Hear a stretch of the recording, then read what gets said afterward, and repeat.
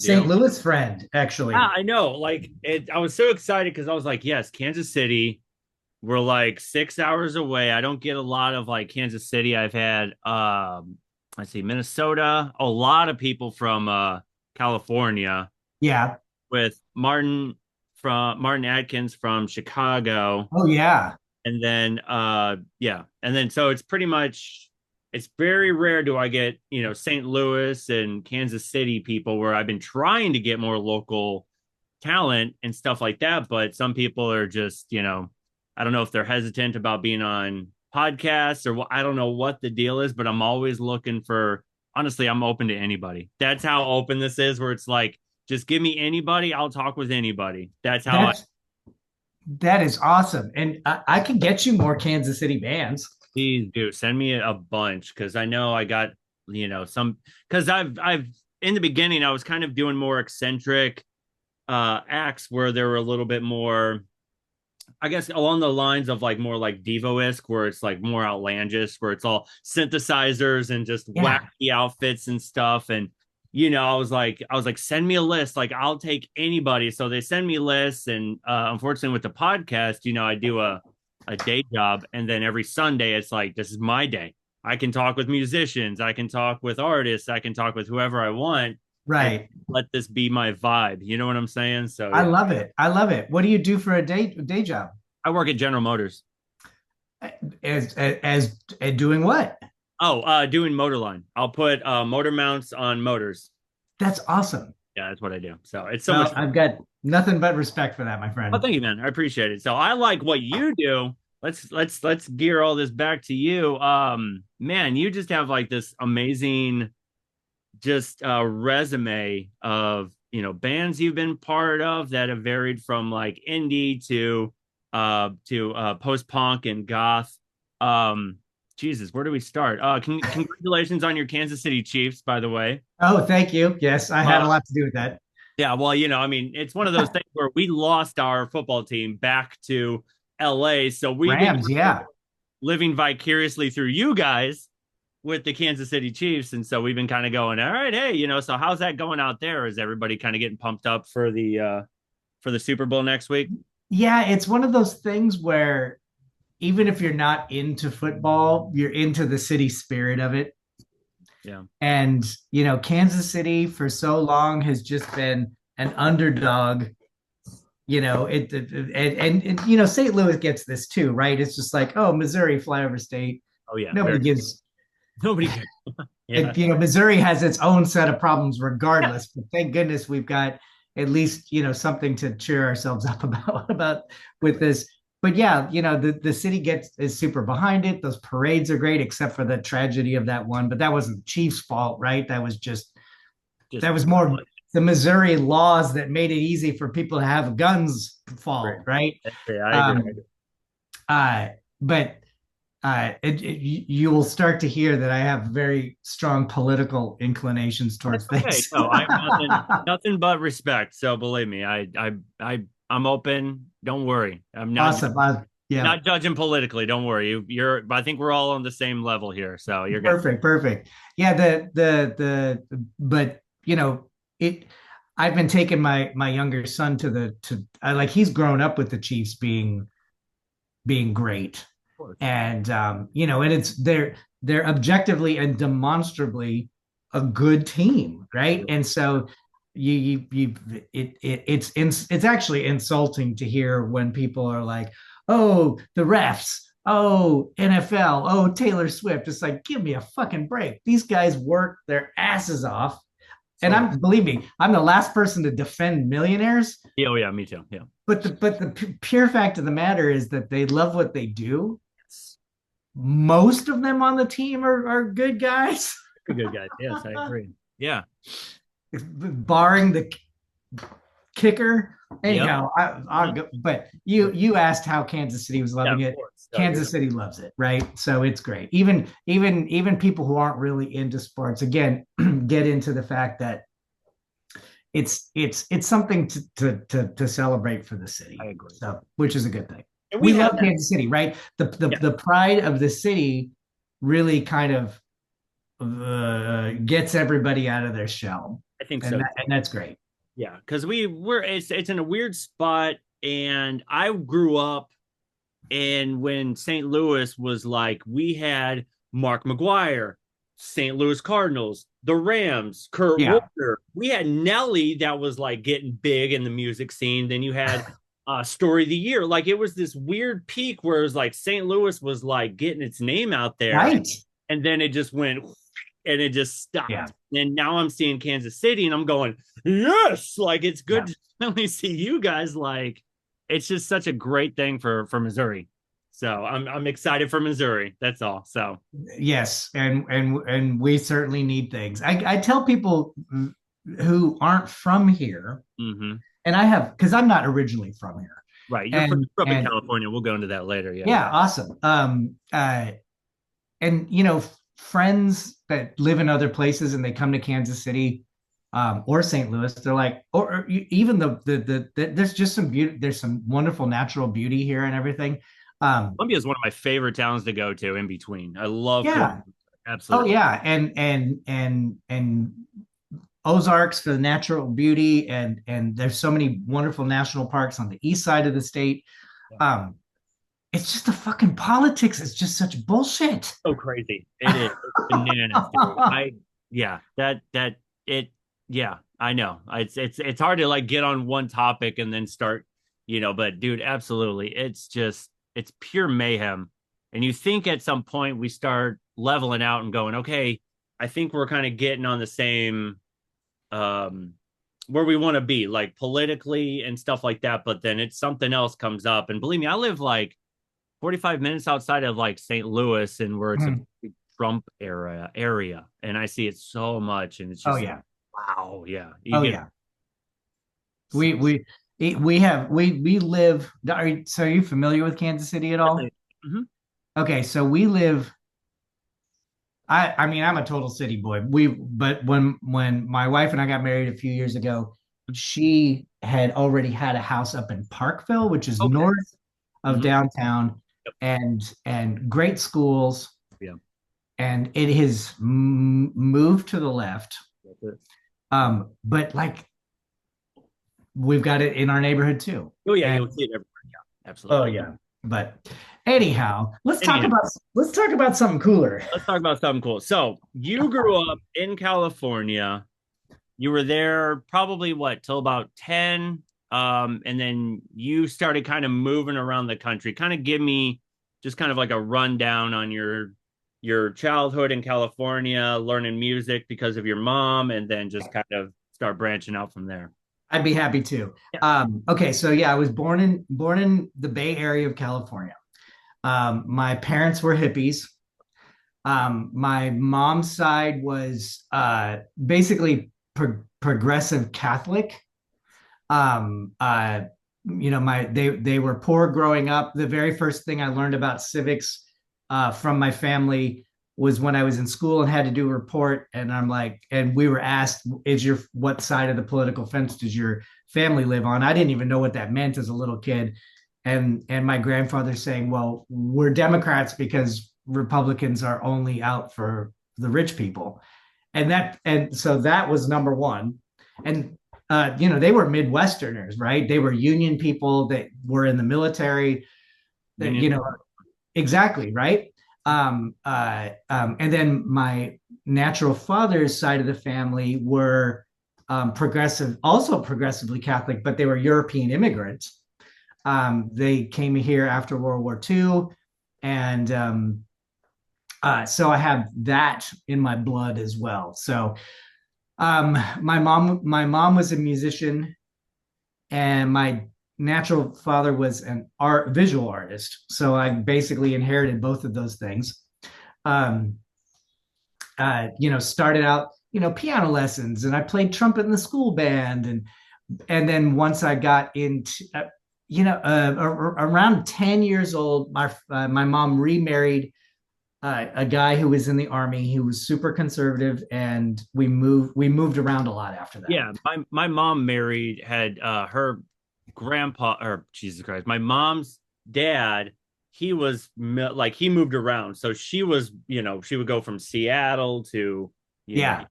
all these different. She has so many stories about moving around. So go ahead. Yeah, I know.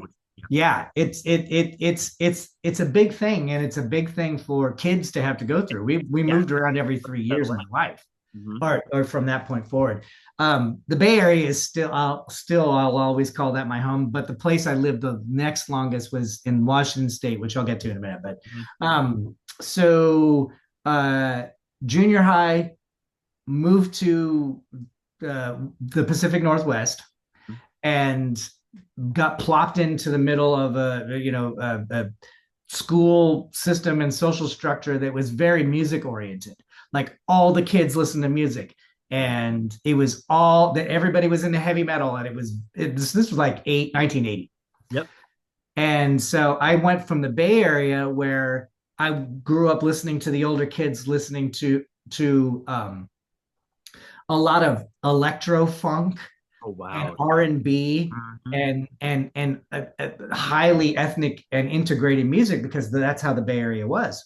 Lowrider music, Yes. like it just a, a wide variety. And but then also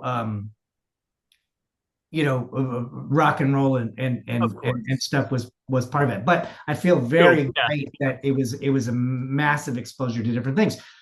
Anyhow, moved to junior high, moved up to the Seattle area, big heavy metal area. So I pretty much got immersed into being into that next wave of British heavy metal that was really popular at the time. And still have a massive affinity for heavy music because of that. And but then something interesting happened, because Seattle also had punk rock and new wave happening there. And the local radio station and local music magazines were always featuring all these bands. So suddenly we would go to the record store to buy our cassettes or whatever, because we were little kids. And we'd walk in looking for the some AC/DC record, but then they're playing like Dead Kennedys Right. Yeah. in the shop, and we were like, what the fuck is this? Right? Junior high kids hadn't been exposed. This is before MTV, right? MTV Right. No, I hadn't get come it. Yeah, out. absolutely. Yeah.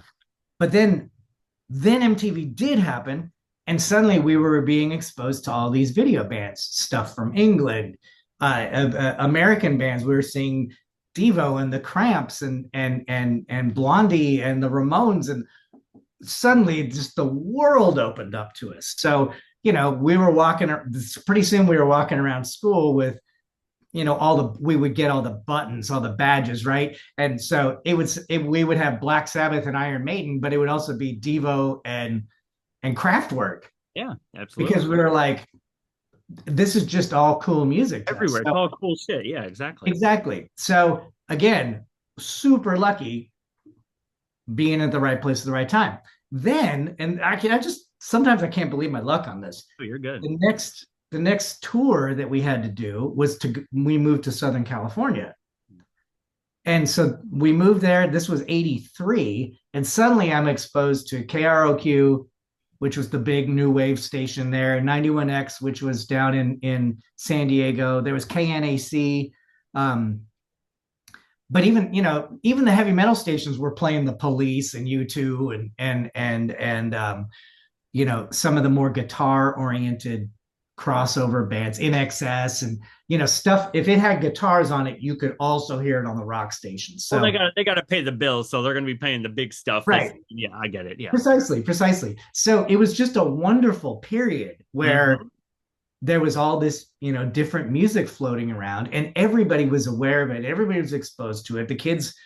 All the kids watched MTV, all the kids listened to the radio. This was just a communal thing. So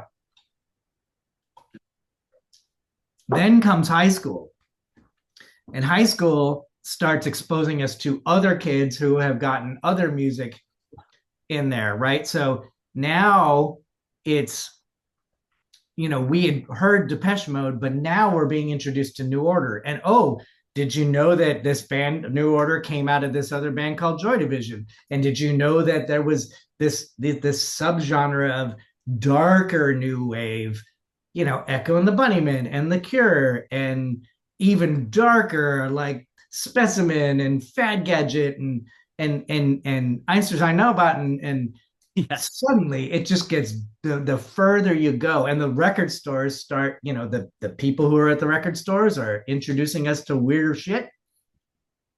And then we would be like, hey, there's this, this, we should go up to Hollywood and go to the Melrose because we could get better shoes up there, and the record stores are better, and oh my god, right? So there was the 3 years of just like, Chaos. Just you just, yeah, exactly, fun. absorbing. You're just soaking everything up. Yeah, that's amazing. Precisely. And that is pretty much where I really cemented myself in darkwave and goth. At the time, it wasn't called that. It was called death rock. That's rock. Yeah. In Southern California, that was called death rock. Yeah. And it was, the big, more flamboyant, big hair, Cure, Christian Death, Yeah. Alien Sex Fiend, big makeup, all that stuff. And you would go to the all ages dance clubs, which we did every Friday. And because there was some in Orange County, there was some up in Hollywood, and we would just go, and nobody had cell phones, not a cell phone in sight. We Yep. you know we would tell our parents we were just going I'll see you. someplace. Yeah, I'll see Right, you. exactly. If I can find a payphone, I'll call you if I need to. Yep, that was it. Precisely. Oh, but none of us dared even call our parents, even if something happened, because we would get so in so much trouble, right? But that was the beauty of youth. And So you. anyhow, so then end of 1985, my stepdad got stationed in the South. We had to move to a town called Jacksonville, Alabama, Wow. which Yeah. is basically halfway between Atlanta and Birmingham. Those were the biggest cities. Um, Atlanta was great. Atlanta was a great city in the 80s for this kind of stuff too, because they're, again, bigger city. All the kids flocked there. Bands would come through town. I saw Season the Banshees there. I saw The Call there. I saw New Order, Psychedelic Furs. Shit, I don't even know who else. But they would all come through Atlanta, and we would go to those shows there. And great record stores.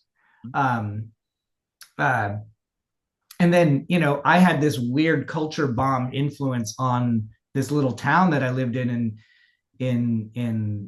Alabama, because the mainstream at that point was pretty bad in a small southern town. And I had my run-ins Of with course. local thugs. But, And so, and a lot of that also helped define my political and social yeah. stances that I was in. But one thing I learned in that was that there was always some kid that was hungry for the non-mainstream because they didn't fit in, right? They didn't fit into the jocks, and it's like the Breakfast Club had come out around that same time, and all the statements about all the weird kids and nobody fit together. It was the first time things like this were explored in our culture, of that age. But I was like Ducky, Yeah. from Pretty in Pink, walking around, and I got jumped a couple of times, and had to talk my way out of. But you know what? That was actually no different than having lived in California or having lived in Seattle, because there were always other kids that didn't like the way you looked, right? And so that was just something you had to navigate. Uh, I graduated high school, moved back to California, and this was the late 80s now. So pretty much the culture was changing. But by now, I had already started playing music, like rock music. Yeah. Yeah. I'd actually started playing the bass in when I still lived in Southern California, because my friends and I had these dreams of starting like an kind of like an OMD kind of band. One guy had a keyboard and he had a drum machine, and I played bass, and we were going to write these cool Darkwave songs with this stuff. And we tried, but we were kids. We didn't really know much how to do that shit. But when I was in Alabama, I would, I started, finding other kids to play music with. And the ones that I played music with the most had older siblings who were at college, and they had exposed their younger siblings Yeah. to a lot of this stuff. So, we were with these guys, I was playing covers by the Replacements and REM and Love and Rockets, and the stuff that could have still passed as rock and roll in a more conservative area. It wasn't too weird. Yeah. We played a lot of U2 songs.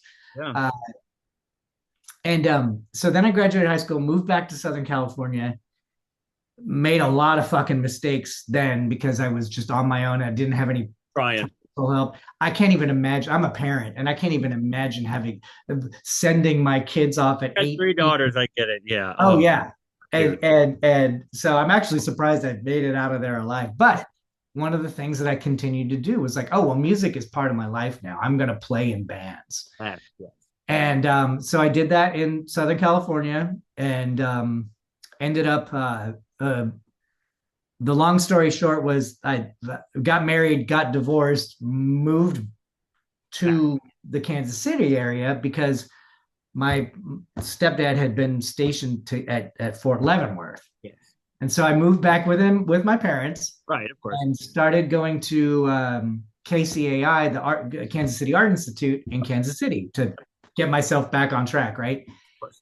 But during that time, I also was playing music. I still wanted to play music. So, but at that time, this was the grunge era. Nobody was listening to goth music. I mean, if it was anything close, there were industrial bands, right? There was, Ministry and Skinny Puppy, and you were talking about Martin Atkins, like the Chicago influence was Chicago still, influence. Oh yeah, absolutely. right? Oh yeah. Oh yeah, huge. Yeah. So heavier stuff, but not goth music. Goth music was just not a thing really happening at the time. Even The Cure had kind of like stopped, right? All those 80s bands had kind of stopped. There wasn't anybody doing that stuff. Industrial music, Midwest math rock, and shoegaze were the. Yeah, I was gonna say, I think The Cure kind of edged towards shoegaze after hearing like Slow Dive and stuff like that was kind of right. Yeah. So yeah. Exactly. So now, again, I was still playing bass at the time, but I was writing music for bands I was in, and I was, of course, bringing a lot of influence of that type of stuff into my work. But it didn't. You wouldn't have said I played in goth bands or shoegaze bands. They were bands that maybe have pulled that stuff into it, but Kansas City was really vibrant at the time, as was Chicago and St. Louis, because that was just the Midwest math rock thing and heavy bands, and grunge was influencing all that. 96, I moved to Seattle with a girl that I met here, because there wasn't we were both out of school and there wasn't a whole lot of work here. This was before the internet. We moved to Seattle because we had these dreams of becoming. We could go play music in Seattle. That's the thing. Yeah, we're gonna travel around and see the world, and exactly right. Young and ambitious and broke. Yeah, so that's exactly right. So we got to Seattle, and music was a hobby, and we kind of got into the open mic scene, and we were doing stuff, and it was kind of that band and that relationship was sort of Mazzy Star, which to me was still kind of gothy. Oh, Mazzy Star, yeah. Yeah, exactly. And the long story short is I started a family, got into the tech industry. Things were that was actually a really wonderful time to be in Seattle, because nerds still ran the technology boom. And everyone in the tech industry was like also had some kind of creative pursuit outside. They all do. Right. Why do they all do? I love it. Right. And they were musicians, or they were artists, or they were burlesque performers, or roller derby people, or the creative culture in Seattle at that time was just magic. It was just magic. Yeah. And so I was doing a lot of visual art at the time too, but I was also playing music.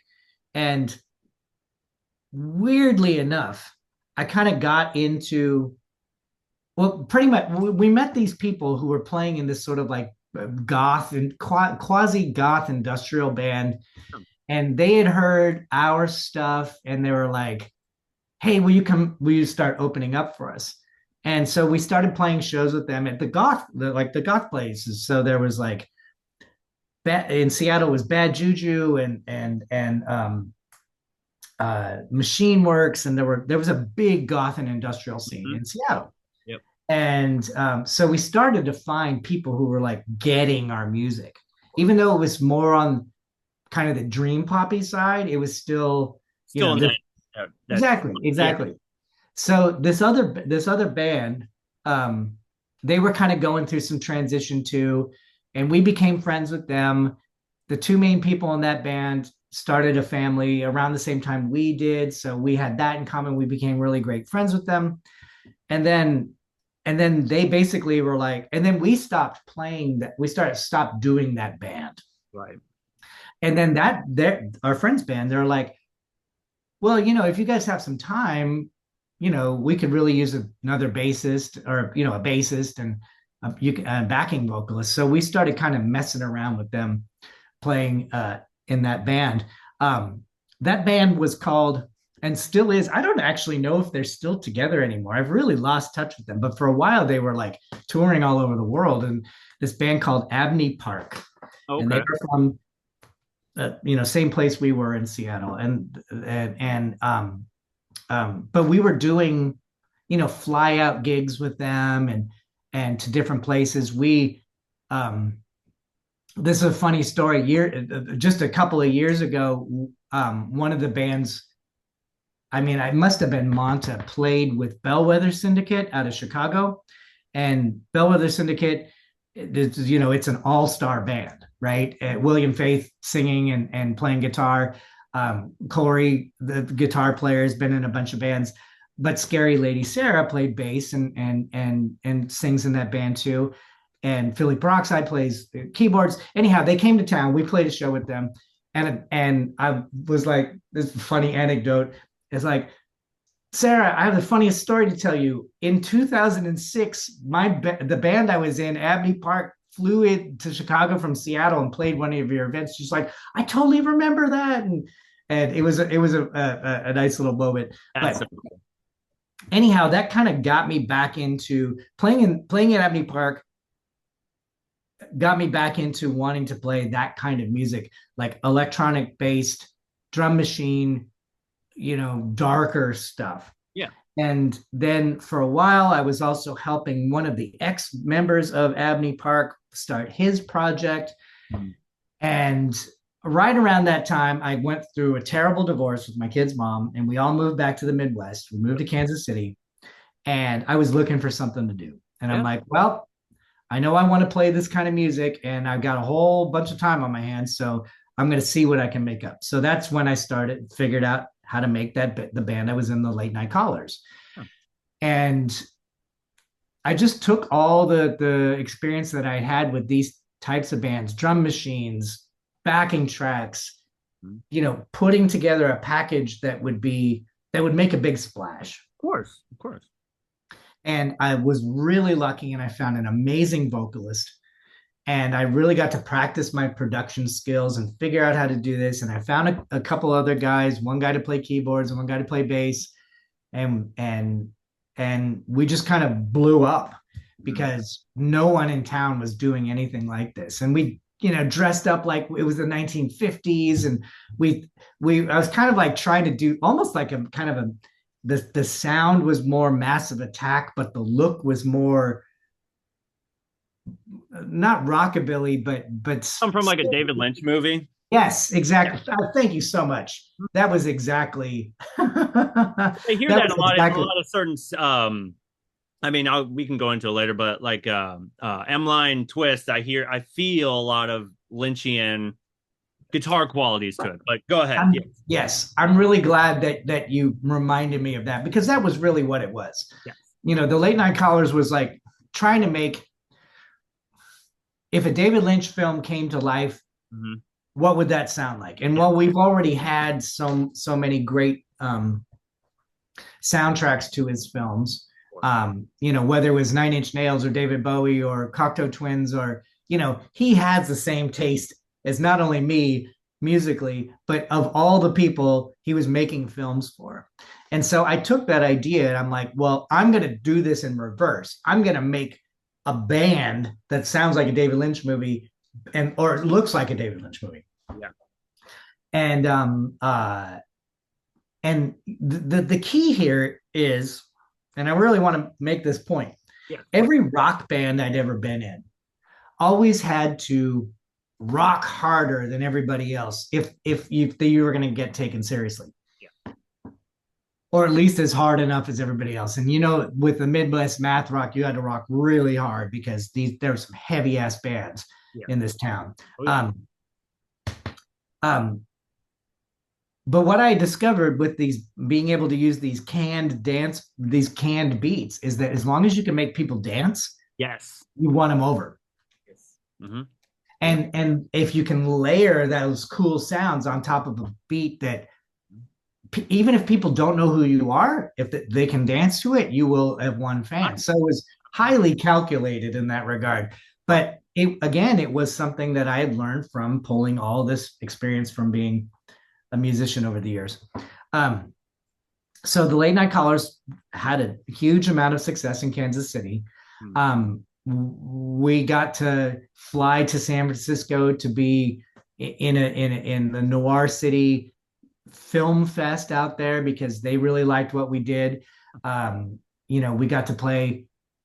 Did we play in Chicago? I don't know. We didn't do a whole lot of touring, but we could have. It just didn't happen, and it kind of stalled out for a various amount of reasons. But by the time that band ended, I realized that I wanted to get away from the gimmick of that, but I still wanted to retain I wanted to get more guitar oriented and get back to that kind of idea of that post punky thing, but bringing in some more shoegaze elements. And so I, handpicked a bunch of people to help me create Emmeline Twist and build it around my guitar sound and what I wanted to do on the guitar. And then that band blew up. Yeah. In Kansas City because it was again something that nobody had really done here before, and again wasn't.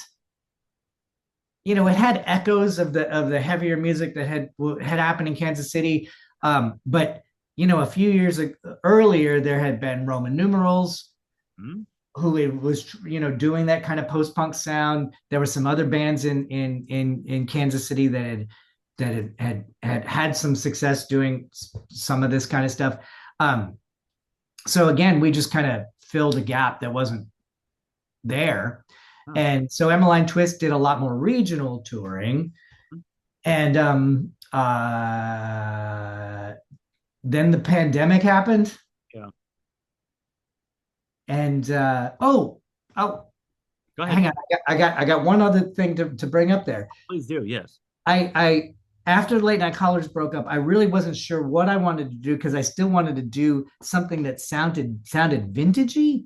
Mm-hmm. And so I started another band at the same time I started Emmeline Twist that was kind of, that stuff that came out of Denver that was that dark Americana. So 16 horsepower and Denver Broncos and Munley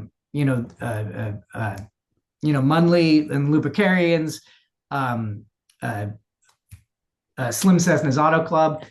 Those bands were doing this, like, it sounded like Americana music, but it was way darker. Way darker, yeah. Yeah. So I also started a band doing that kind of thing. What band was that? That was called Abandoned Bells. Okay, I have that written down. That was 2018. So yeah. Right, exactly. So thank you for the reminder there. Yeah, no and it got to the point where just more was happening with Emmeline Twist. And so I had to remove myself from that band. They kept going for a little bit and then stopped. But Emmeline Twist kept going. But then Emmeline Twist got to the point where we kind of got to the point where unless we were going to do some more touring, there really wasn't anything else we could do. We couldn't just keep playing Kansas City. Of course, yes. right? Because what ends up happening is that you have to make those shows special, you have to stop playing as much. So now you're stuck, Yeah. right? Well, now I'm not playing at all because if I play too much, no one's going to give a shit. And, Of course. Yeah. so Don't overkill it, basically. Yeah. right, exactly. So we try to keep releasing singles and trying to kind of, but again, this was the pandemic and we weren't really sure what to do. And then it finally just got to the point, it was last year, we just knew it was going to be done. And our bass player really was the first person to come in and say, I can't do this anymore if we're not going to do anything with it. Yeah. And they wanted to do more touring, they wanted to do more recording, but like all of those things, when you started to think about, well, what's the end here? If we're not going to go and play other cities, we're not going to get it. There's no point doing it. Yeah. And even if you just kept going back and forth between St. Louis and Kansas City, or up to Omaha, or out to Lawrence or Columbia or whatever like that, there's only so much you can do. Absolutely. No, I agree. It's kind of the thing that's always haunting any band. It's just like, it's the blessing and the curse, right? You get to the point where you're good enough that you can go do that. And if you do that, well, then you're going to have to keep escalating that. Mm-hmm. Or you're going to have to decide that I don't really want to do that, and then don't do it. So we knew back last year that we were coming to the end. So we stopped playing shows. We would do a show every once in a while. And then, what was it, in November? I can't even remember. September, sometime in the fall, we had our last show. Yeah. And it was wonderful. It was, I don't know. Have you ever been to the Venue Record Bar in Kansas City? Mm-hmm. Yeah. Packed the joint, had projections, had people filming it.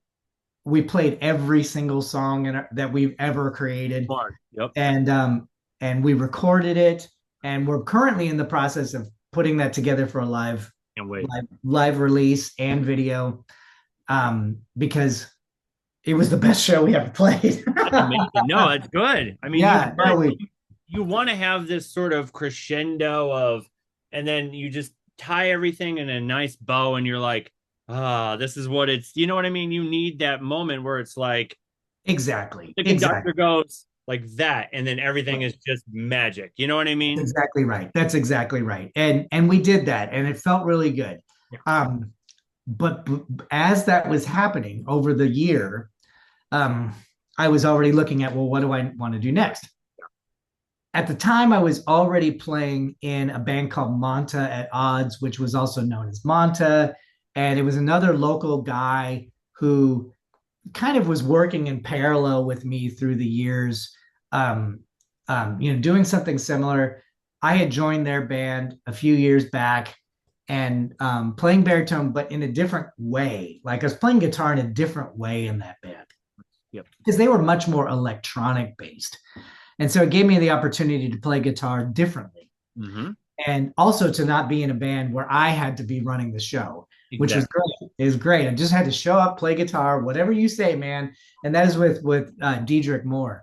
Yeah. Now, around the same time, he was also thinking of refactoring his band to be a little bit smaller and tighter and easier to manage, and being able to go on tour and everything. And so basically the beginning of last year, he and I kind of both restarted our projects. Oh. And he changed the name of his band, stripped it down, kind of changed the production value. And then I also started Revisor, mm-hmm. in which Diedrich was going to do the same thing I was doing in his band, just show up and play guitar. Yeah. Also, what ended up happening is, and this was last year as well, we started. Okay, I need to take a step back. Oh, you're good. Yeah. Okay. Even though the last Emmeline Twist show was this past year, we had pretty much stopped doing anything really at the beginning of last year. Right. And so Diedrich and I had learned from the prior year that there were all these bands coming through town that were Darkwave, New Wave, goth Yeah, they're coming kind back of around. stuff. Yeah. Hmm. Yeah. And there wasn't really any place, any venue that was specializing in that. Yeah.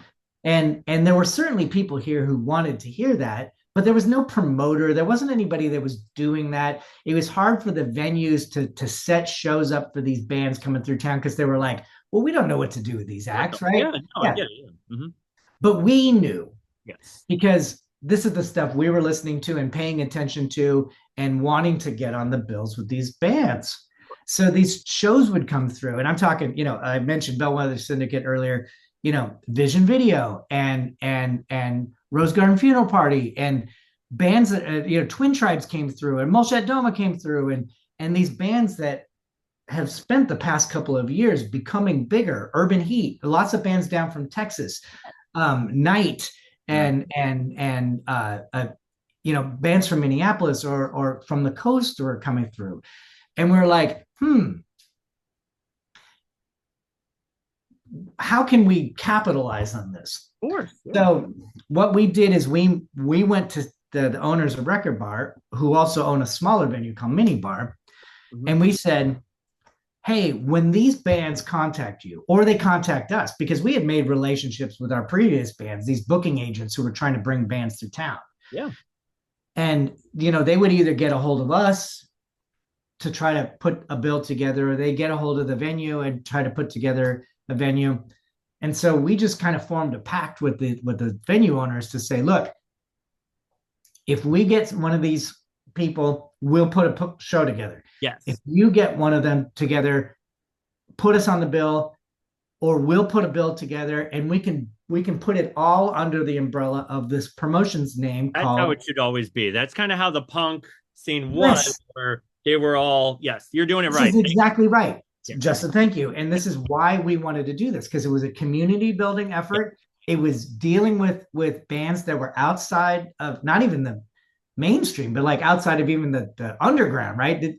And Kansas City is still burgeoning and trying to figure out, because what we're noticing is that there were all ages places that were kind of hosting stuff like this, and the kids were eating it up. So we were like, well, there's also adults who like this stuff too. So how can we bring all this together? So last year, we started doing things under the Cosmic City moniker. Cool. And started out doing DJ nights, just getting people into a venue with this kind of music being kind of brewing it. Yep, I get it. Right, yeah.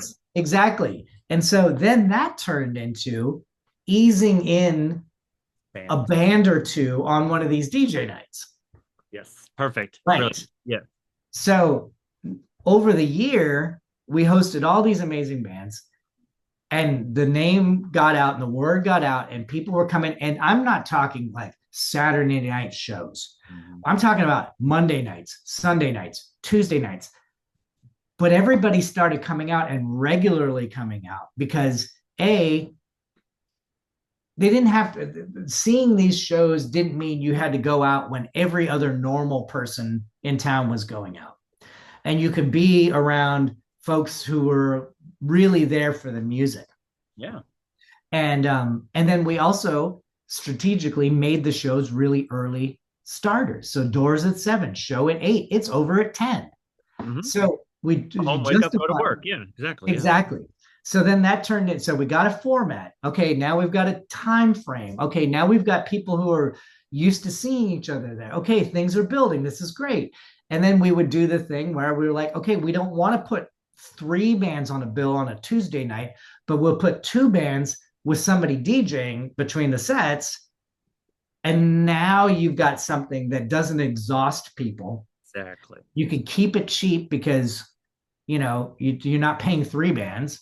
It's just easier on everybody, and everybody's at home at a decent hour. Exactly. So we spent the entire last year doing exactly that. Smart. And then I've stopped talking about the band Revisor only because of the fact you're okay. Revisor is one of the things that came out of this, which was our first show was one of these Cosmic City events. And, we started to get on this cadence of,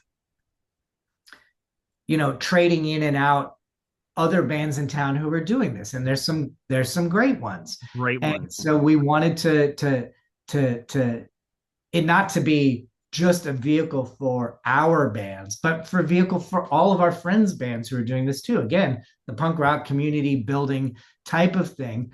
And not just, and I think it's really important to say this.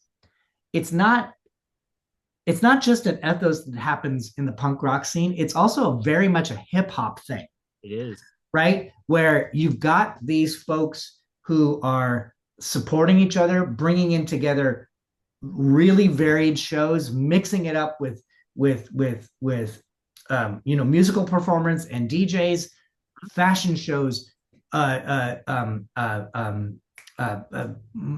like craft markets, like Yeah. like the idea was that it's opening it up to a community around this kind of music. Great. So basically we were doing that, but then also working on our individual bands. Revisor released 3 singles over the year. Got a fourth one Um, coming out soon, right? And right, it's actually done. I mean, I could pull the trigger on it and release it today, but it's one of these things where, let it brew. yeah, you have to kind of find the right window of opportunity. I agree. I Yeah. was originally thinking, oh, I'm going to release it on Valentine's Day. That's a goth thing to do. But guess Yeah. what? Every other fucking goth band's Every doing this. band's doing that. I did that last year. I did an album where I've released now. I was like, whatever. You know what I mean? Just one of those things where you live and learn. So yeah. Exactly. Well, in a weird way, Valentine's is like the flip side of the coin of Halloween. And Yeah. so I think that a lot of people look at that as a great opportunity. Um, Anyhow, yeah, the single's going to be at the end of the month, Yep. but through last year, the band was like, so what Diedrich and I are very consummate in how we do practice our craft. Yes. Every show we come off of the stage and we say, how could that have been better? How can What we? do we do? What do we need to do next time? What do we need to change the backing tracks? Do we need to change the lighting? Is the song order correct? What other gear do we need to buy? Right? All the things that we're like, we're going to keep trying to raise the bar every time we play a show. Smart, smart. Yes. So we really got everything together. We switched a bunch of gear around to make sure that we're utilizing the right thing for these small venues or large venues. We had started the band with another member. Well, there was another member we had asked to join the band, and his name was Tom Romero, and he was going to play synthesizers for us. And he did. He played 2 shows with us, but then he had to quit for personal reasons. And then all the keyboards just went on the backing tracks. Yeah. And then some point during the year, we were contacted by a friend of ours who is a singer in a local punk band. Mm-hmm. But she had been also trying to kind of broaden her resume. yeah, trying to do some different things, right? And she was singing with other people and stuff. And she asked if we wanted someone to come sing backing vocals or harmony vocals. And so we started trying her out, and her voice is great. She brought a lot of great energy to the band. And we're like, awesome, let's do this. We'll release a single, and then we can start having you play in shows, once the single's there.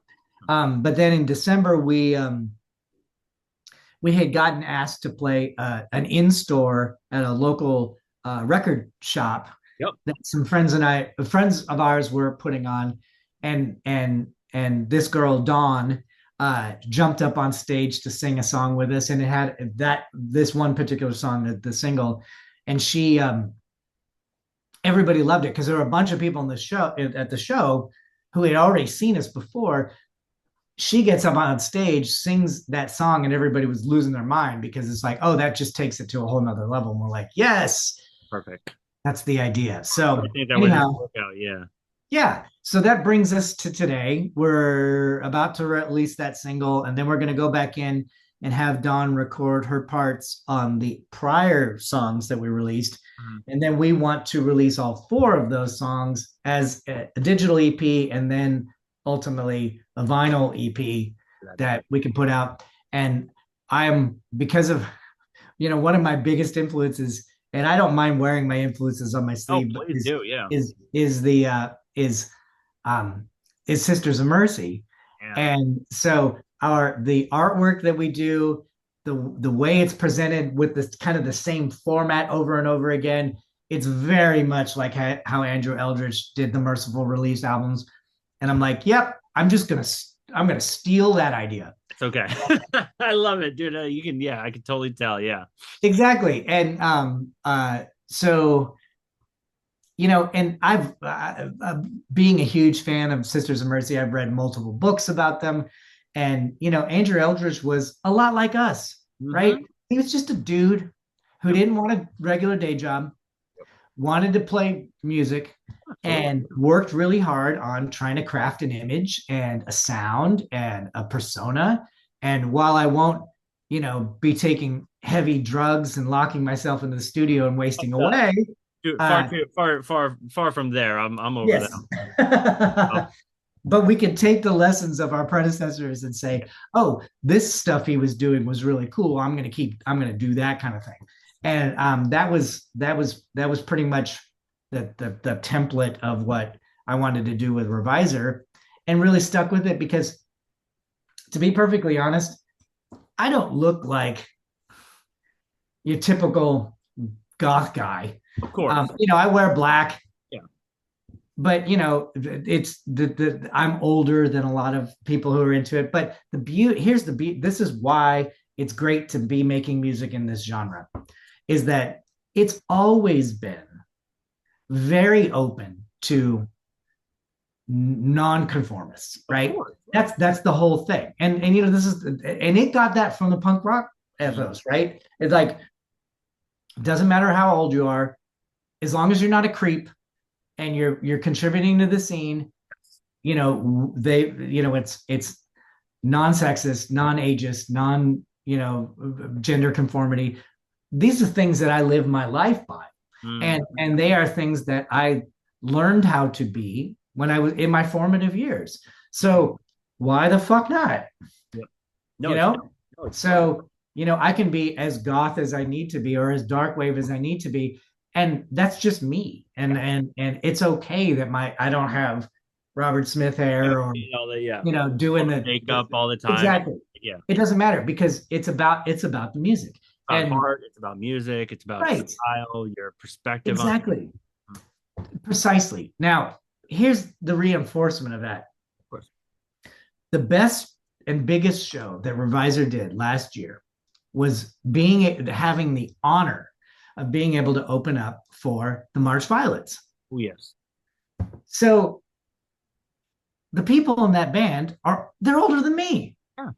And we had this wonderful discussion while they were here. Nicest people. So cool. Yes. And we had met Tom, their guitar player, when he was playing bass with Vision Video. So when they were touring through. I love the dude. I just had him on the podcast. He is the coolest. Oh, I'm so I'm gonna have him on glad. again. Yes, I'm gonna have him on again. He's so Oh, cool. fucking Tom is Tom is the dude. Yeah. So here's my quick story about that. Go ahead, please do. I'd love to hear it. We Monta was playing Tree Fort Fest in Boise a few years ago. Yeah. And like 3 years ago, Yeah. I can't remember. And we were playing on the same stage right before Vision Video. And Vision Video had already come through Kansas City. So we were like, at least knew who they were and everything. Of course. And they roll up after, in the alley, everybody's moving their gear around and everything like that. And Dusty and I are comparing Blade Runner tattoos, and we're talking. I mean, it's just just the geeking out. He's friendliest people, right? He's so geeky. I love it. Yeah, exactly. And so I start talking to Tom, and I didn't know it was that Tom. Yeah, I'm just like blah blah blah blah blah blah, and we're talking. He's just the nicest guy. I'm like, what a great guy. Yeah. And then it was only later that I found out which Tom he was, and so every time they came through with Tom as part of the band, it was always just a pleasure to hang out and talk with him. And he was never like, oh, don't bother me, kid. He was always really he's a parent and he's Mhm. loves to talk about music, and it's like just like us.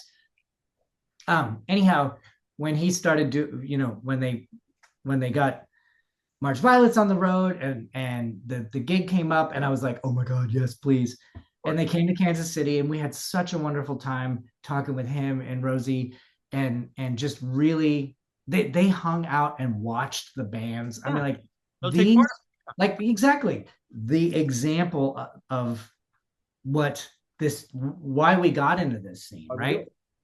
Yeah. And anyhow, wonderful experience. um uh but yeah, we did talk about, hey, isn't it great we're still doing this at our age? And it's just like, well, the Rolling Stones and the Who and Paul McCartney and all these people who are really fucking old, people still want to go hear that music. They still Mhm. want to see those people perform them. They still feel the same that they did Precisely. when they first heard it. You know what I mean? Oh It's yeah. that feeling. Yeah. Well, and the resurgence that these bands can come through town, like the a few days after we played with March Violets, the Chameleons were in town, Oh yeah. Yeah. right? Huh. Two of the original members. Yeah. That's good enough for me. Amazing. And the music, and there's people of all ages there, Hmm. kids and their parents. Yep. We have met so many young people who Hmm. are at the shows with their parents, Hmm. right? Even kids in their 20s who are there with their parents, and it's so awesome because it's just, it speaks to the timelessness of the genre, and the inclusiveness of the scene. And it's such a wonderful community to be a part of. Of course. And I am so very grateful to be able to do this at my age Oh, it's and fun. Yeah. still be able to make an impression. When we do the Cosmic City shows, and we see the young kids showing up and they're dancing to the same fucking music the DJ's playing that I listened to as a kid. Yeah. And it's just like, this is a dream come true. It's crazy. And it's So what I love is that when I started doing the podcast, I kind of went into this connection where it was okay. So there was a lot of my stuff was mostly on Instagram because Facebook is kind of a mess right now, and I yeah, stay away from X. So kind of yeah, like as long as I can get an audio and a visual understanding of a lot of bands, that's kind of where my format is at. So yeah. there's a lot of post punk and a lot of goth stuff out there where they will, I guess it would be like, post punk videos or goth videos. I can't think of the names off the top of my head, Yeah, but there's goth videos and there's post punk online. yes. Mhm. Good. Excuse me, got a little snotty there. Oh, you're okay, dude. I'm a sinus mess. I'll edit that out. You're good. Good. Keep it. Yeah. In in in we have the window. I don't know if it's this nice in St. Oh, Louis. you're fine. Yeah, It's yeah, it is. Yeah, yeah. I had to close the curtain because I had a bit of a glare. I didn't want it to. But you're Yeah, we're okay. We're okay. and the windows have been open because it's like 60 degrees Nice. here. Yeah, it's nice right now in the Midwest. It's It crazy. really is. And after all that terrible cold that we All had, that ice and snow oh, it was miserable. and then it And then started raining for like a whole week just to kind of oh, wash everything. It's been yep, yep. So we and then I was really sick in December. oh yeah. And so that was awful too. I've But done that. anyhow, back to it. We're talking Post about, Punk Online on Instagram and a yeah, lot of yeah. So that was kind of my where I started, found you guys, found Vision Video. There's so many emails I've sent out just being like, hey, I got this podcast. Let's just talk shop. Let's geek it out. Let's have fun. yeah, Let's just, let our hair down and just kind of talk about the scene. Let's talk about the music. That's kind of just what I wanted to do with this, where it's like, let's just talk. You know what? exactly. A lot of podcasts out there where it's just like, let's just have a hang and Yeah, just talk instead of having it this simple format where it's ba da da da da. Our sponsor, ba da da. Like it's like crazy, and it's like, can we just try and enjoy talking music and talking shop? Exactly. Oh, Exactly. I'm gonna grab some tissue here real no, quick. go ahead, dude. Do what you got to do. Ugh.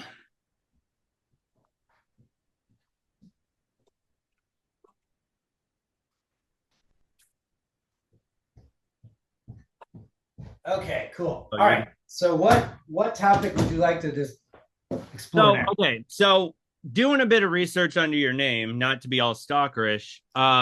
You had were you part of the Republic Tigers, or was that Oh, so kind of. okay? So That's what I here's wanted to know because I know there was a moment where they were on like OC soundtracks and all this other stuff, and they were kind of getting their indie name out there. I didn't know if you were part of it at the time or what was the deal with that. no, not back then. So Okay. the long story short is that Ken, the singer Yeah. for Republic Tigers, um, had gotten connected with Diedrich of Monta, Mhm. and he was like, "Hey, because both bands had music on the Record Machine, which is a local Kansas City. So they got introduced, and Ken was about to release the album that they never got to release when they were the original lineup.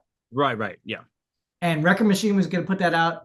I hope I'm getting this story correct. Okay. Anyhow, he needed people to play those songs. Okay. So like a And studio band kind of situation. more like the people to play them live Okay, gotcha, because gotcha. everything was already recorded and everything. Okay, So so like a Nine Inch Nails type thing where he needed yeah, live musicians. Got it, got it. exactly. So basically, he came to Diedrich and said, "Hey, can would Monta want to do that?" Yeah. And so he asked, and I should send you this. I need to find this photo. He Okay. basically said, does would Monta want to do that?" And we were like, "Sure, what the fuck?" Yeah, So sure. we learned all those songs and some of the even older ones. And so what we would do is we would have two different band practices in the same rehearsal space. Gotcha. Um, one night it was Republic Tigers, and one night it was Monta. And Ken actually graciously also joined Monta, so Okay. he was playing keyboards and guitar for Monta as well. So it's kind of like how Revisor and Monta work now, Gotcha. or Religion of Heartbreak now is the Yeah. name of the band. Hmm. Um, but so for was it a year? I can't even remember. But basically, we were doing a bunch of shows with Ken Yeah. playing Republic. It was billed as the Republic Tigers. I always felt a little weird about that because um, but I played bass. I Cool. got to play my first love bass in that band, and I had a blast.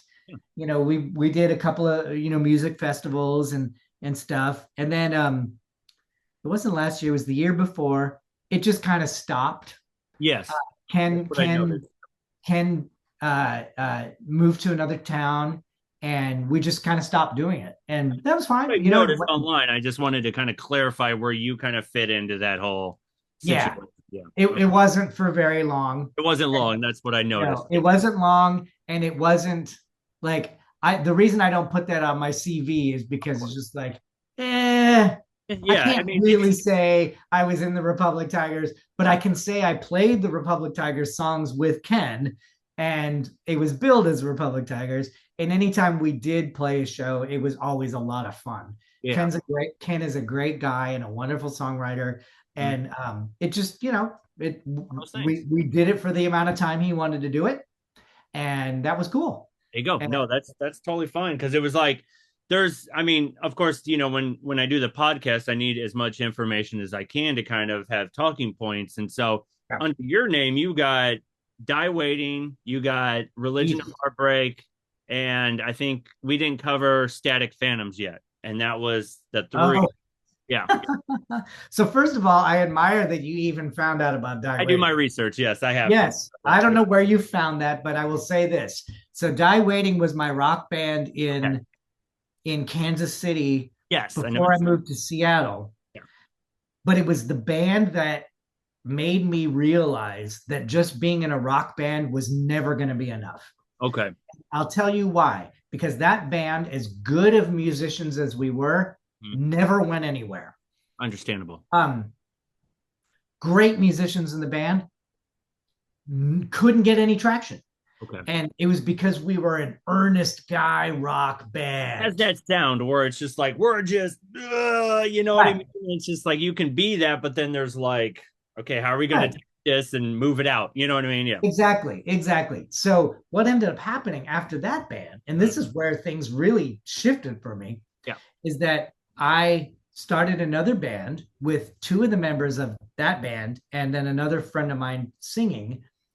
And we wanted to do a like a basically an alt pop band that that you could dance to. Of course. I'm like, we're just going to make all the beats really simple, and we're going to make these arrangements really simple. We're going to put this super cute girl up front, and she's gonna got this great voice, and we're going to see what happens then. And this was like mid 90s, Mhm. so there were a lot of bands like that. And guess what happened? Suddenly, everybody really dug that music because they could show up at this venue and dance. And Yep. it's like, oh, this sounds like something on the radio. And I'm like, that's interesting how that works. So, yes, that's Yeah. where those things fit in. So, That's thank you. awesome. Yeah. Oh, and I don't want to brush this over. You also do pinup art as well. Tell me about starting on that and kind of what your strategy. Yeah. Yeah. So that's really interesting because I've kind of like that's kind of taken a real back burner for That's me okay. a No, I little mean, bit. art is art. It's just Yeah, yeah. whatever creative outlet you have is totally fine. You know what I Well, mean? yeah. Yeah. And what's interesting is, so I've drawn all my life. Yes. And when I was in art school in the 90s, I discovered a lot of underground comics. Hmm.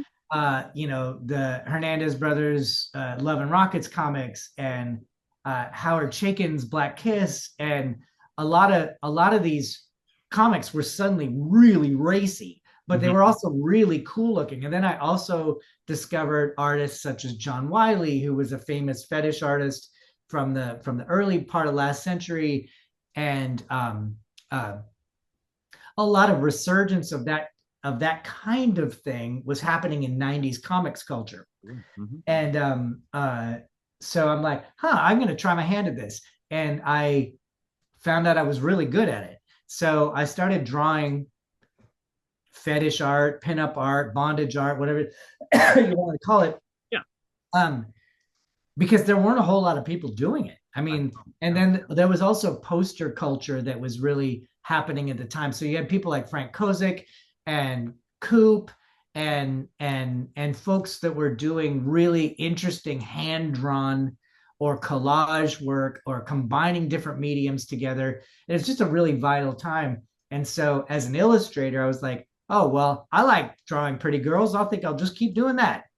And so then when I moved to Seattle, I actually got into the arts scene up there because lowbrow art was still a thing. Of course. Yeah. And so drawing pinup art and fetish art, I was getting a lot of business and I was getting a lot of people really interested in it. And then social media happened and I got my stuff out there and it just got bigger.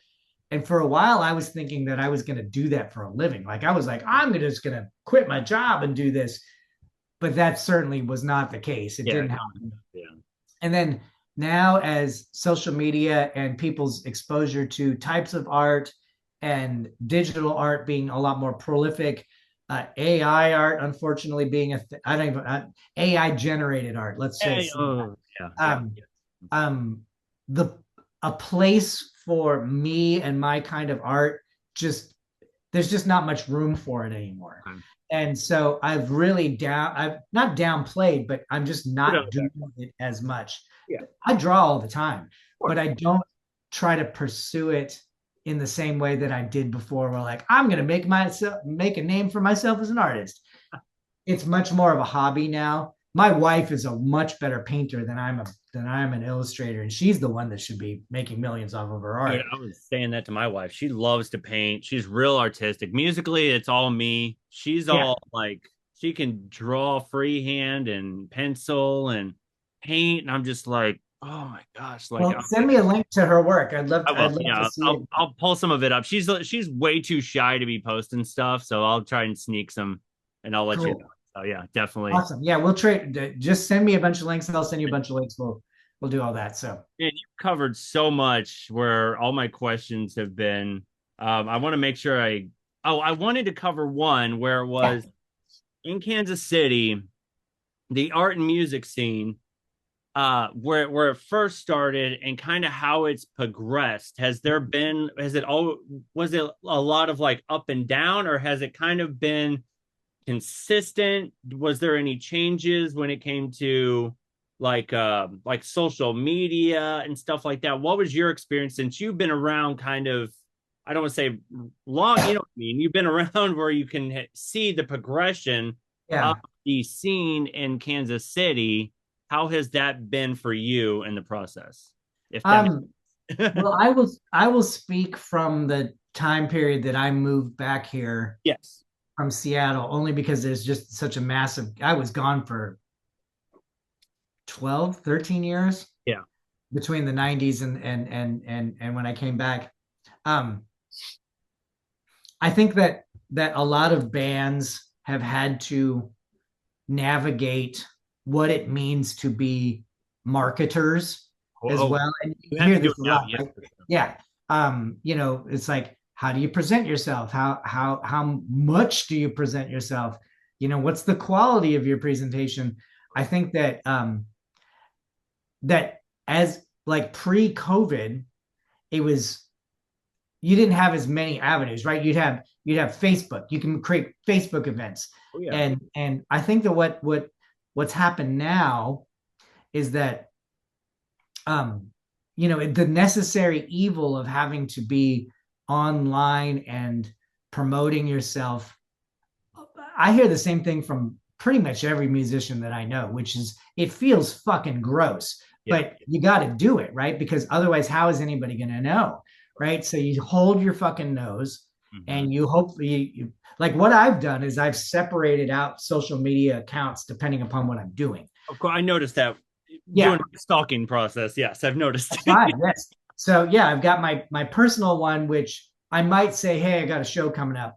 Yeah, um, or I'll share my record collection or of my course. my kids' pictures or whatever I like this. love it. Yeah, no, it's great. But the band social media is just the band social media. It's The band. just the band. Anything I can put on there, and then also trying to find ways to make it as engaging as possible. Right? There's a lot of like I've gone back and forth like, well, should I start a YouTube channel? Like, Yeah. because I can do longer format stuff. And I'm Mhm. like, I don't know. Yeah. I don't know. We'll see. But like what I've started doing is like trying to take the cue. There's a couple reasons for this. Trying Mhm. to take the cue from people who recommend doing social media stuff that shows a little bit of behind the scenes things. Mhm. But I will tell you this, I am not going to get online and start talking like the internet. Oh And by God. talking like the internet, I mean like smash that like button Oh or God. Yeah. I. hey, hey, what's up, peeps? What's up, Whatever. everybody? It's oh Right. gosh. Yeah, I get it. Like, I don't want to do it that way, but Yeah, I do have things that are valuable to say of if course. I do say so myself. Of And course. so recently I've been like, well, you know what? I'll talk about my guitars. Oh, I'll talk definitely. about my records. I'll talk about the other gear, right? Mhm. Because there's a couple of things. One is that it demystifies this idea, or I don't know, it shines a light on this idea that there's actually shit you got to do to Mhm. to sound the way that you do. You don't just get up on stage and it just miraculously happens. Let me show you the tools. Why does it do that? Why does it sound like that? What did I do to fix it? What did I do to change it? So it's that kind of stuff that other gearheads really enjoy. I love it. I I'm love a a good huge geek fan. rig Oh, rundown. I yes. want to see people's gear. What are you using for that? Right. Um, I can be myself about it. Yeah. If people watch it or not doesn't fucking matter. Right. There's some content on the online, so that's great. Yeah. So it's sort of like it's really I think the long way of getting to the answer that you have to find the thing that makes you you Of to course. Yes. to what's the value prop there? And I Mm-hmm. hate to use that marketing term, but being in the tech industry, that's part of it, right? It's just like there has to be something that is unique about the thing that you're doing, um, that will be interesting. Yeah. And so I'm like, well, I'll just talk about my shit. Yeah, definitely. Yeah, I agree We'll 100%. see what's there. And it's not, I that's really it. I get it because here's my whole thing about because I've been struggling trying to figure out where do I fit into all this shit. You know what I mean? If it's not music, like just my music in general, it's me being more of a music commentator or whatever it may Yeah, be. And I'm trying to right. find my place. And what it is one, we have been given freedom, but in return, we have to do a lot of extra fucking work, which means we got to cut out the middleman that record companies would have that would be paid to go, here's the shit, buy the shit. You know what I mean? Like Yeah, a lot of that was going on in like the yeah, 90s and, stuff like, or the 2000s where it was like, buy the shit. This is in the magazines. This is, and so we've been given the freedom. So now we're going, we got the freedom. All right, now we got to figure out how to use this thing. exactly. That's exactly right. Two, the reason why I do a lot of this stuff is that more people will go, will do the doom scrolling and they're going, this isn't interesting. This is, and then all of a sudden they come across me being like, check out Daft Punk's album, check out Joy Division, check out Yeah, this, check out that. And they're going, what is this fucking guy doing talking about me? Like, you know what I mean? So you got to get their attention, whether, they're going to watch it or not. But you're taking the risk, you're taking the time to go. There's other shit out there than somebody putting their kid out there going, oh, I'm doing pranks on everybody. What can I right. do? Yeah, You yeah, know what I mean? So it's like a lot of people want to go online and go, where do I, what, what is it that's inside of me that I want to find? And so I'm going, nobody understands this shit. I'm going to keep it booked up and this is mine. And it's like, no, there's people out there that want to know about it. And it yeah, may take time and it may take patience. And you may be like, I fucking suck at this video. Why the fuck am I doing this podcast? Why am yeah, I making this? But you got to battle through that and just go, this is creativity or die. yeah, Create or yeah, die. That's it. You know what I yeah. mean? Yeah. And I think that and maybe this winds it all back up to the conversation at the beginning, Yeah. and forgive me if I'm starting to Oh, please go run ahead. out of steam a little bit. Uh-huh. Uh, the When we were, I don't know how old you are, but when I was a kid, I've already mentioned that I was a kid in the 80s. Yeah, no, you're good. We had to find out about these things from someplace, Yeah. and whether it was the cool DJ on the late night shift of the radio station, where I first heard Tones on Tail and PIL Yeah. and the Chameleons the first time, Yeah. right? Somebody gifted that to me. Yeah. And then as we have this luxury, this opportunity now Mhm. to pass that on, Yeah. and there is no gatekeeping, right? It's just I like know. I want to be able to share my knowledge. If some kid sees this wonderful conversation that we're having, and they want to get a hold of me and say, "How did you do this? What Thank kind of thing did you do there? you. I'm having trouble with this. Can you help me figure it out?" I want to help. Yes. And you had mentioned being a parent as well. I've always felt this, that all kids are my kids. If Mm-hmm. there's something that I can do to help a young person, I want to help them. Yeah. And if that means at a show being able to make sure that people feel safe, whether they're gay or a woman or a nerd, or right, they need to feel safe. And it's my responsibility as an elder white male who's helping facilitate this to make sure that that's the case. Great. But it also comes down to the kid has questions about their guitar. I want to help them. Yeah. Agree. Yeah. If kids want to know how the best way to set up a pedal board, I'll help, Yeah. right? Absolutely. Because it's just like, what kind of dick move would it be to say, "Oh, fuck it, fuck you, kid, you're on your own," right? Exactly. The point being is that we have knowledge to share, Yes. even if it's just, even if it's knowledge there that people who are in the know, right? Hmm. You had said you were talking with Martin Atkins, Yeah. or Tom, Tom Ashton. It's like, look, they know this shit, right? They lived this shit, right? Yeah. They lived the history, Hmm. but they also, this is the reason Martin has the museum, Oh yeah. Yeah. is that this is important Important. stuff to share with people who want to know. Yep. And I love when he posts pictures of because I'm actually like a founding member of the Oh yeah. museum, Yeah. and so Yeah. I have all the shit. Hmm. And but when he posts people visiting the museum and they're just lit up, Yeah. right? They're seeing history, they're seeing stuff that they love. It's just like, that's why we do it. We don't do it because we're hoarding it. I mean, that's how we got into this terrible fucking capitalistic mess that this Hmm. goddamn world is in right now.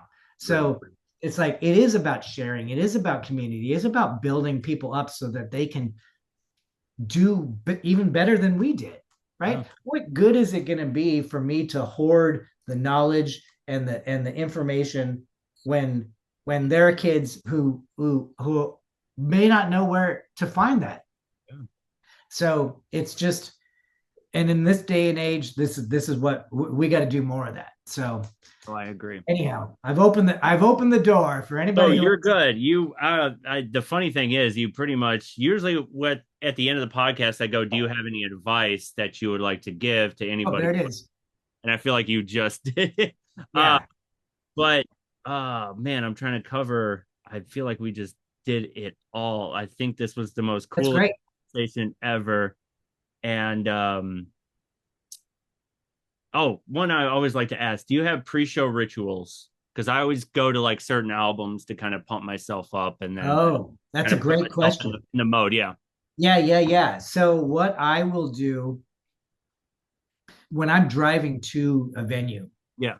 is I will listen to whatever whatever band kind of fits the overall theme of the evening. Of course. Yeah. Like, so for example, we Revisor was was so one of the best Cosmic City shows last year.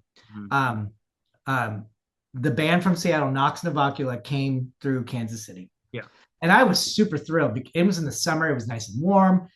Yeah. They came into town. I'm like super excited because they're from Seattle and I can talk with them about that. Of course, they're so fucking cool, Yeah. Talk right? shit. Yeah. But like, them being, and what I really love about that band is that they are a fucking rock band Hmm. that's playing the like death rock. And so like on the way down, I was listening to Alien Sex Fiend and Killing Joke and Christian Death and the kinds of bands that would make me feel like I'm going to be in the headspace to hear that stuff and to play my music in that vein. Because one of the things is like, well, Revisor isn't the same kind of band as Nox Novacula, but Diedrich and I can like crank up the distortion a little bit more to fit the vibe of the show, Channel right? the So, element. Yeah. Channel yeah. it. So let's get that vibe happening. Yeah. And so that's what I love to do I love it, dude. is, like when we played with March Violets, of course, I'm going to listen all the way down to March Violets and Sisters of Mercy and Red Lorry, Yellow Lorry, and bands of that ilk that were coming from that particular era, that particular scene, so that I can get up on stage and feel like I'm channeling that same kind of stuff. Definitely. And so that's what I do, my I friend. love it, dude. That is so perfect, man. Thank you so much for taking the time to be on my podcast, dude. You have been Absolutely. incredibly awesome. So many great stories, so many great memories. I feel like we've connected on so many Yeah, levels, dude. It's so perfect. Thank you absolutely. so much for taking the time to be on, buddy. I really appreciate it. Absolutely, Justin. And let's definitely keep in touch. We will. In June, Hmm? so my wife and I are going to be coming out to see Simple Minds perform, Hmm. Yep. and then the next night Peter Hook. Yes, definitely. Yep. So we're actually going to be in Okay. town for like the whole weekend. So we'll Okay, definitely cool. have to meet up. Yeah, we'll exchange information after this and we'll get everything squared away, dude. Sounds great, man. Cool, man. Awesome. Thank Justin, you so thank you much. so much. Yep. Take it easy, buddy. All Thank right. you. See you later. Okay.